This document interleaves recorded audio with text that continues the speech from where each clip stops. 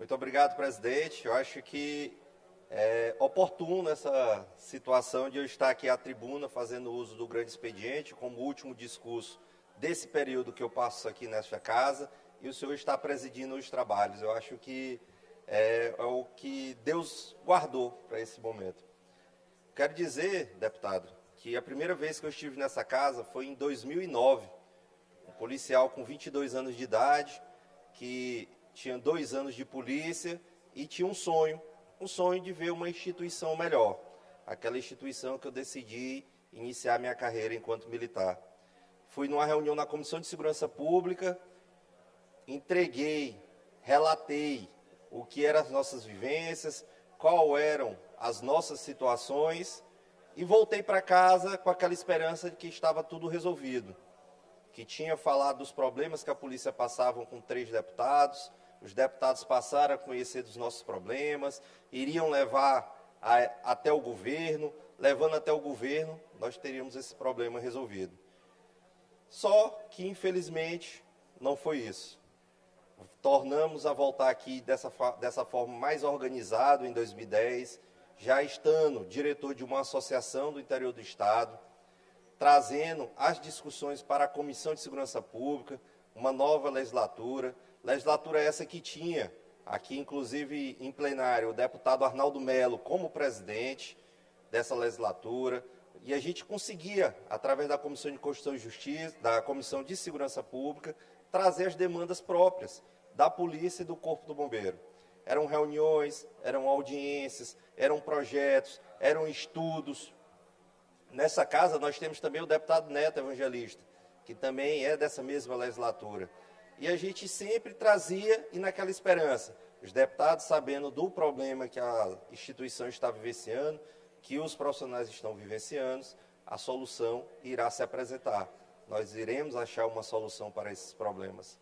Essa relação de trás, apresenta problema, tem reunião com o secretário de governo, apresenta as demandas, retorna, não tem um feedback, não resolve, foi com que fez com que em 2011 a Polícia Militar, juntamente com o Corpo de Bombeiro, viessem a ocupar esta casa em um movimento de paralisação das suas atividades. Era a primeira vez na história do Maranhão onde a polícia e o Corpo de Bombeiro faziam uma paralisação, mesmo contra a nossa legislação. A nossa legislação é dura, é rígida, é bastante opressora, com um militar que resolve contrariar os preceitos da sua organização, dessa organização militar. Mas esses bravos guerreiros estiveram aqui durante mais de 10 dias, buscando um diálogo, apresentando as nossas demandas, e eu tive a oportunidade de, naquele movimento, ser o responsável, ser escalado, ser escolhido como responsável pela nossa negociação.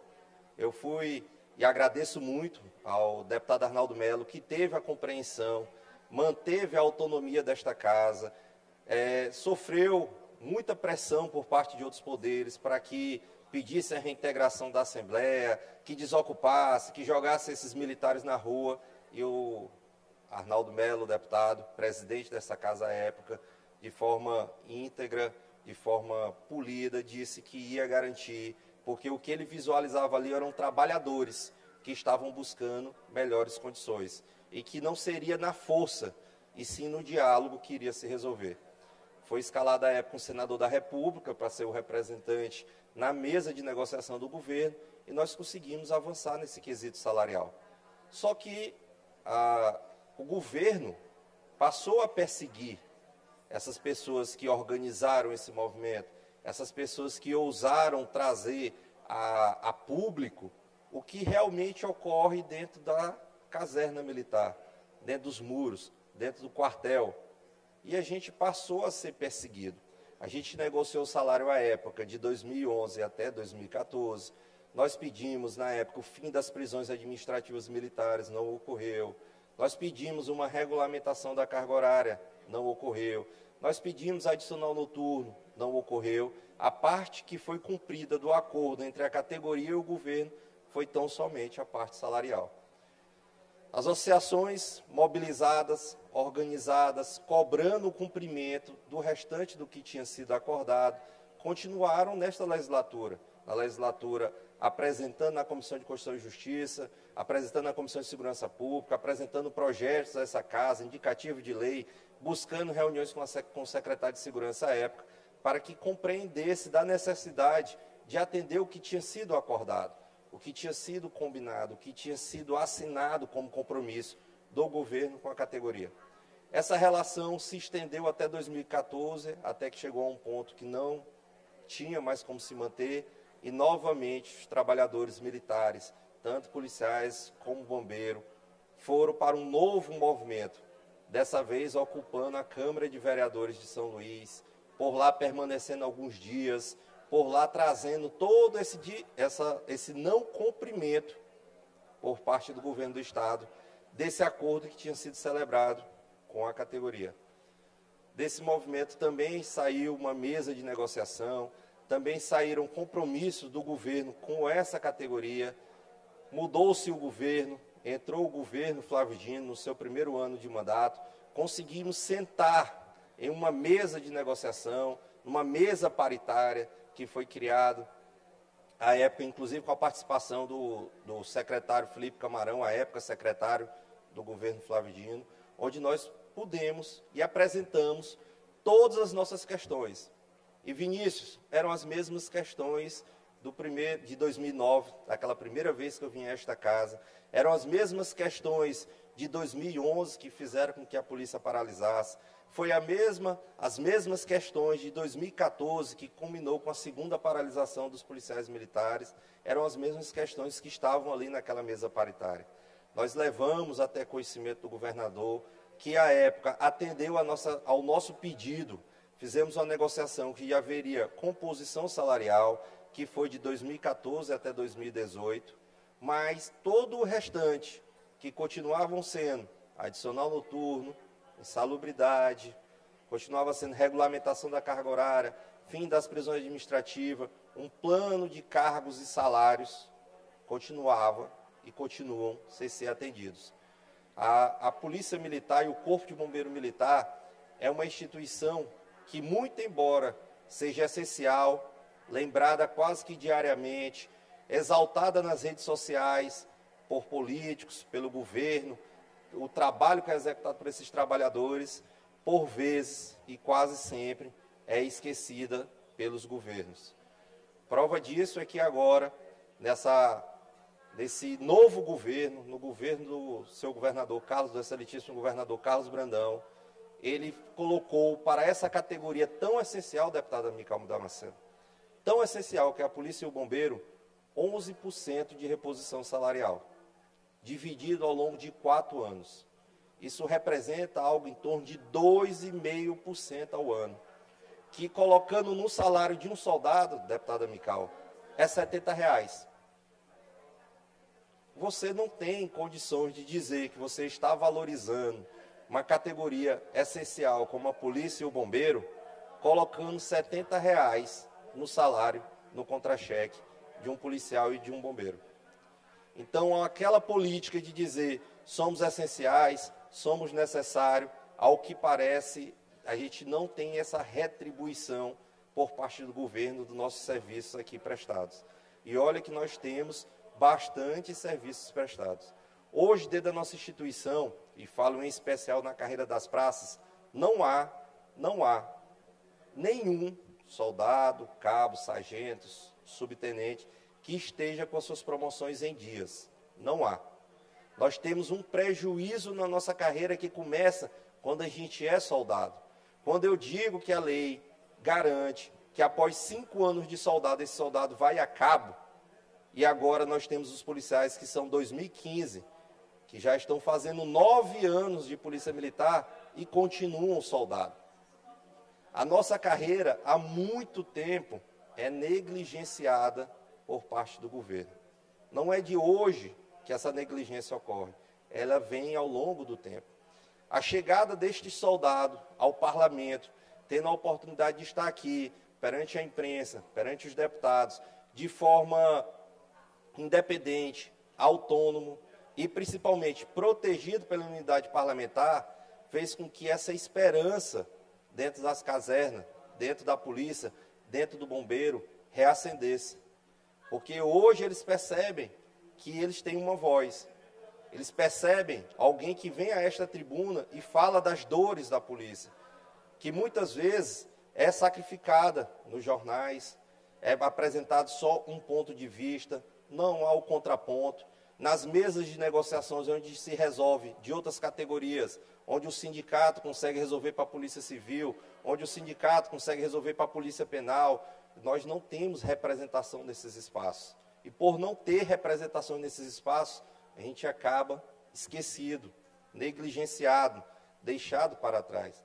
Nada justifica essa política salarial desse atual governo com essa categoria que é tão essencial.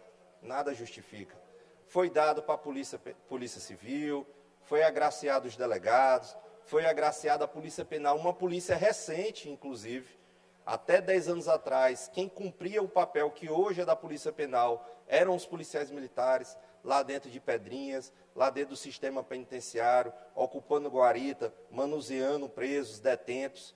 A Polícia Penal surge, a Polícia Penal ocupa esse espaço, a Polícia Militar vai para a sua atividade fim, que é o policiamento ostensivo e preventivo, e hoje, um policial penal, e aqui eu não estou dizendo que eles ganham muito, eu acho que eles ganham o que é merecido. Eles ganham mais do que um policial militar. Não tem como você motivar um policial dentro de uma viatura que sai de casa muitas vezes sem saber que volta, que deixa Natal, Ano Novo, aniversário de esposa, aniversário de esposo, aniversário de filhos, reunião de pais em colégio, reunião de mães em colégio, para estar dentro de uma viatura, estar num quartel, trabalhando. Não tem como você dizer a esses trabalhadores que essa política implementada salarial no nosso Estado é uma política de valorização. Não tem. Acredito eu e faço essa afirmação que hoje, dentro da Polícia Militar, nós estamos vivendo, e dentro do Corpo de Bombeiro, nós estamos vivendo um dos piores momentos da nossa instituição. As promoções não vêm, o salário não é suficiente, há uma cobrança enorme em cima dessas instituições para que apresentem resultados positivos e só se cobra, só se cobra, só se cobra e nada se concede. A vinda deste soldado até aqui foi para falar que essas pessoas têm voz. E o principal, que vai ficar claro agora nessa eleição, porque eu sou candidato a vereador em São Luís, é que esse público, eles têm voz e voto. Nós iremos dar uma resposta a toda essa política de desvalorização dos profissionais da segurança pública, em especial os militares, na urna. Todos os militares daqui de São Luís que não concordam com essa política implementada pelo atual governo, que estão se sentindo desvalorizados, desmotivados, irão depositar um voto de confiança junto com a sua família na candidatura do soldado Leite a vereador. Nós iremos mostrar que, além do Leite ser voz e esperança dessa categoria, a gente vai mostrar a força do nosso voto. Voto esse que talvez o governo não saiba a força que a gente tenha, mas nós vamos concretizar nessa candidatura. A minha passagem aqui foi uma passagem curta, foi uma passagem a que eu agradeço bastante ao deputado Fernando Braide por essa oportunidade de ter tirado essa licença, de nos prestigiar, de nos possibilitar de estar aqui sendo essa voz dos profissionais da segurança pública. Bem como eu agradeço ao presidente Iracema por ter proporcionado com o qual eu executasse da melhor forma possível a minha atividade enquanto parlamentar. Agradeço bastante, nos deu autonomia, foi paciente com a gente. Quando a gente apresentava um projeto e o projeto não era daquela forma, orientava como fazer. A todos os servidores que compõem essa casa, que compõem a mesa, que ajudam os deputados a executar da melhor forma possível a sua atividade parlamentar. E, embora uma passagem curta por esta casa, eu apresentei projetos, indicações, requerimentos. Trouxe aqui um relatório de matérias que nós apresentamos nesta casa. Nós pedimos que fosse instalado na Casa da Mulher Brasileira um anexo do IML, porque constatamos, conversando com o Ministério Público, com a delegada da mulher, que por vezes o agressor não chega a ser processado por ausência desse exame tão importante. A mulher passa às vezes o dia todo na casa da mulher brasileira, chega lá após ter sofrido uma agressão, ter sido violentada, e após fazer todo o procedimento na casa da mulher brasileira, às vezes tem que se deslocar lá para o ML. E ela já está cansada. Ela já está cansada mentalmente, fisicamente. Então, nós entendemos, após compreender essa situação, que é necessário ter na casa da mulher brasileira um espaço de que aquela mulher já faça ali o exame que é necessário para processar o agressor.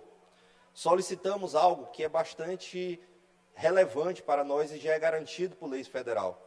Hoje o militar ele tem direito ao voto e trânsito. No entanto, hoje o militar não consegue exercer essa cidadania tão somente porque as instituições, Corpo de Bombeiro, Polícia Militar, não se organizam a tempo para informar o TRE onde o militar estará trabalhando no dia das eleições, para que o TRE possa estar configurando aquela urna para receber o voto do militar.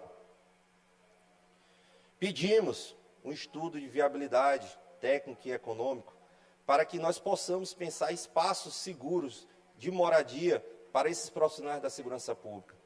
Nós precisamos entender que muitas vezes o policial, o bombeiro, que está combatendo a criminalidade, mora em um bairro de risco, às vezes ao lado de uma boca de fumo, próximo a um traficante, sua família e eles ficam vulneráveis à criminalidade, podendo sofrer atentados, podendo ser perseguidos.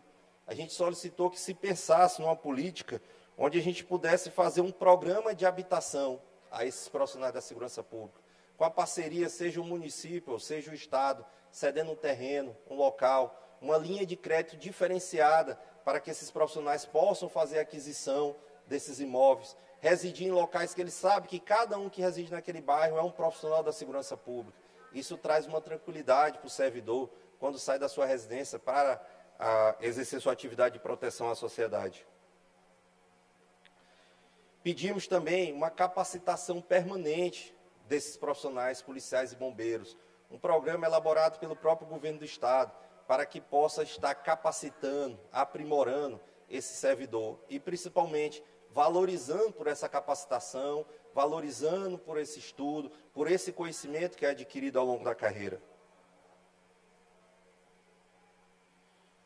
Solicitamos a descentralização do Hospital do Servidor, porque hoje o servidor que está no interior do Estado, ele não é contemplado, muito embora pague para fazer uso do Hospital do Servidor, de uma saúde de qualidade. Ele precisa se deslocar até São Luís, e aqui sobrecarrega o Hospital do Servidor. E aí, se a pessoa que se desloca do interior para a capital, esse servidor, ele tem custos aqui para se manter sua família, fica longe, tem tratamentos que você precisa estar próximo da sua família, que já está mais do que comprovado que isso melhora a chance de recuperação desse servidor. Solicitamos também que os cursos de formações de praças sejam descentralizados. Não é razoável que se cobre que militares do interior que precisam se capacitar para estarem aptos para promoções que muitas vezes nem ocorrem, precisem se deslocar sem diária, sem local para ficar, sem bolsa de estudo, sem nenhum incentivo financeiro para se manter em São Luís, para fazer os cursos que são exigidos para suas promoções, como o curso de formação de cabo, curso de formação de sargento, o CAIS, o curso de habilitação de oficial. Então, a gente precisa que esses cursos sejam descentralizados. Existem inúmeras ferramentas hoje, o ensino à distância é uma realidade. Nós precisamos estar acostumados e aprimorar, e principalmente colocar a polícia e o corpo bombeiro no século que nós estamos. E hoje é uma realidade, você tem como realizar cursos à distância. Cursos, inclusive, de graduações ocorrem de forma 100% virtual, e não porque não ocorrer também esses cursos de aperfeiçoamento e de aprimoramento desses servidores. Solicitamos que houvesse a isenção do ICMS na aquisição de armamento por parte dos policiais, por parte dos bombeiros, por parte dos profissionais da segurança pública. É um imposto que, a partir do momento que o Estado abre mão, é uma abertura de mão de receitas que são pequenas e que vão trazer uma melhoria. Hoje, uma arma acaba sendo muito cara para ser adquirida por um servidor. E se a gente consegue retirar parte do imposto que é arrecadado do Estado, ela se torna mais acessível àquele profissional da segurança pública. Nós apresentamos projeto direcionado à Feira Permanente de Produtos e Cooperativas, Programa de Qualificação e Capacitação Permanente, instituiu o sistema de avaliação de desempenho, porque hoje a lei federal, a LOB, exige que a promoção por merecimento sejam critérios objetivos, que você consiga conferir por que aquela pessoa que foi promovida por merecimento foi promovida. E da forma que a nossa instituição está hoje organizada, as leis estadual estão organizadas, não garante essa promoção de merecimento, de fato, para quem seja merecedor. Não se vai por meritocracia, infelizmente, vai-se por indicação. E a gente precisa que isso seja combatido. Nós precisamos valorizar aquele profissional da segurança pública, o policial e o bombeiro, que ao longo da sua carreira se preparou para ascender profissionalmente. E não chegar no dia da indicação da promoção, quem foi promovido foi porque o político A pediu, porque o prefeito B pediu, porque fulano foi quem pediu. Nós precisamos dar garantia para aquele trabalhador a sua autonomia profissional e o reconhecimento da sua capacitação ao longo da sua carreira para que ele possa ascender na carreira. Solicitamos também isso já a nível de cobertura de imprensa, para que a gente não revitimize a mulher vítima de violência. Muitas vezes a gente vê matérias que expõem a mulher naquele momento de fragilidade, naquele momento que ela sofreu uma violência. Muitas vezes nem demonstram, nem mostram o autor da violência, e sim enfatizando quase sempre a vítima, colocando ela que já está numa situação de vulnerabilidade, exposta à sociedade. A gente apresentou algumas diretrizes que a gente acreditamos que é o bom jornalismo, que deve ser seguidas, fica como sugestão à imprensa. Então, senhores, a gente solicitou medalhas e reconhecimento a trabalhos de militares que desempenham suas funções. Nós tratamos com o governo da nossa questão salarial, apresentamos inúmeras reuniões, eu tive com o Dr. Gilbert, inúmeras reuniões com o secretário de Articulação Política, com o secretário de Segurança, dizendo que hoje nós, militares do Maranhão, não nos sentimos valorizados. Que 2,5% não é valorização. E muito embora esse tempo de insistência, esse tempo de cobrança que nós ficamos, infelizmente, não conseguimos, ao que tudo indica, sensibilizar a classe política da necessidade de valorizar esses servidores. Chega ao cúmulo, deputado Vinícius, de o que é pago de auxílio alimentação para um policial civil que também trabalha em regime de plantão, que nem nós, que está ali em regime de escala, ser maior do que o que é pago de auxílio alimentação para o policial, para o bombeiro militar. A gente também dialogou com o secretário Gilbert sobre a necessidade de voltar à regra anterior do FEPA. O policial que já está aposentado, o bombeiro que já está aposentado, que aposentou sobre a regra anterior da Previdência, não pode ser penalizado com o desconto do FEPA nesse período. Isso está comprometendo a realidade financeira desses servidores, comprometendo, inclusive, o custeio e manutenção da sua família. É um valor muito alto que se paga, é um custo muito alto. Esses servidores aposentados sobre a regra anterior da reforma da Previdência, eles não deveriam ter sido atingidos com essa medida que coloca eles nesse momento de ter que pagar também a Previdência.